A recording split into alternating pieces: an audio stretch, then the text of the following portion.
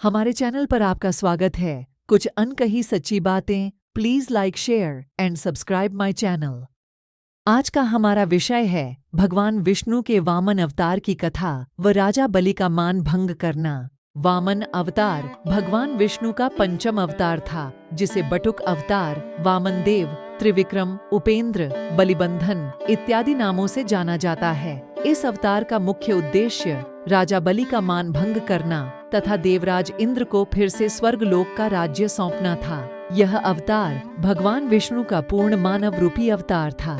इससे पहले उन्होंने जो भी 4 पूर्ण अवतार लिए वह जीव जंतु के रूप में थे। आज हम भगवान विष्णु के वामन अवतार की कथा के बारे में जानेंगे।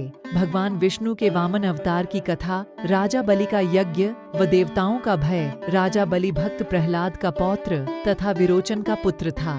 वह दैत्यों का राजा था, जिसने अपने पराक्रम से तीनों लोकों पर आधिपत्य कर लिया था। हालांकि उसमें अपने दादा के समान दानवीरता के गुण थे, लेकिन असुर कुल से होने के कारण अहंकार भी था। उसने अपने गुरु शुक्राचार्य की सहायता से 100 यज्ञों का आयोजन करवाया था, जिसके पूर्ण होते ही वह सदा के लिए देव इंद्र के आसन पर विराजमान हो जाता। जब उसने 99 यज्ञ पूर्ण कर लिए, तब देवराज इंद्र सभी देवताओं के साथ भगवान विष्णु से सहायता मांगने उनके धाम वैकुंठ गए। वहां जाकर देवराज इंद्र ने उन्हें सब समस्या बताई तथा कहा कि यदि वह 100वां यज्ञ भी पूर्ण कर लेगा, तब उसका अंत करना असंभव हो जाएगा। इसलिए धर्म की रक्षा के लिए उनका इस धरती पर अवतार लेना अति आवश्यक है। भगवान विष्णु ने भी स्थिति की गंभीरता को समझा तथा पृथ्वी पर अवतार लेने का निश्चय किया। भगवान विष्णु का वामन अवतार। जब राजा बलि अपने गुरु शुक्राचार्य के साथ 100वें यज्ञ का आयोजन करने ही जा रहा था कि वहां भगवान विष्णु एक छोटे कद वाले ब्राह्मण के अवतार में आए तथा दान मांगने की इच्छा प्रकट की। चूंकि राजा बलि अपनी दानवीरता के लिए प्रसिद्ध थे, इसलिए उन्होंने यज्ञ शुरू करने से पहले उस बटुक ब्राह्मण को दान करने का निश्चय किया। इसी प्रयोजन से वे अपने आश्रम के द्वार पर आए तथा उस बटुक ब्राह्मण से भेंट की।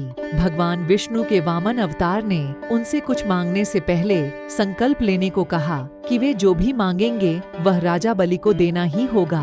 राजा बलि को अपने धन, संपत्ति तथा शौर्य पर अहंकार था तथा इसी मद में वे संकल्प लेने लगे। जैसे ही वे संकल्प लेने लगे, उसी समय उनके गुरु शुक्राचार्य वहां आ गए और उन्होंने वामन अवतार में भगवान विष्णु को पहचान लिया। उन्होंने अपने शिष्य बलि को चेतावनी दी कि वह यह संकल्प न ले तथा यज्ञ की शुरुआत करे, किंतु राजा बलि अपने अहंकार में चूर था तथा वह अपनी दानवीरता से भी पीछे नहीं हट सकता था। उसने अपने गुरु से कहा कि वह अपने द्वार पर आए, किसी ब्राह्मण को खाली हाथ नहीं भेज सकता। इसी के साथ यदि स्वयं तीनों लोकों के स्वामी भगवान विष्णु उसके द्वार पर एक याचक के रूप में आए हैं, तो वह कैसे उन्हें मना कर सकता है। यह कहकर राजा बलि ने संकल्प ले लिया।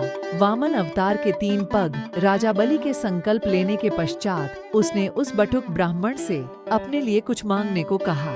वामन अवतार ने अपने लिए 3 पग धरती मांगी, जिसे राजा बलि ने स्वीकार कर लिया। राजा बलि के स्वीकार करते ही भगवान विष्णु के वामनावतार ने अपना रूप अत्यधिक विशाल कर लिया तथा संपूर्ण ब्रह्मांड में फैल गए। वामन भगवान ने अपने एक पैर से संपूर्ण पृथ्वी को नाप दिया तथा दूसरे पैर से स्वर्गलोक को। अब तीसरा पग रखने के लिए कोई जगह शेष नहीं बची थी, क्योंकि वे राजा बलि की संपूर्ण संपत्ति, भूमि इत्यादि ले चुके थे। इसलिए उन्होंने राजा बलि से पूछा कि अब तुम अपना वचन कैसे पूरा करोगे। यह सुनकर राजा बलि का अहंकार चूर हो गया तथा तीसरा पग रखने के लिए उन्होंने अपना मस्तक आगे कर दिया। भगवान वामन ने अपना तीसरा पग राजा बलि के सिर पर रखकर उसका मान भंग किया तथा यह सिद्ध किया कि उनके सामने कोई भी बड़ा नहीं है।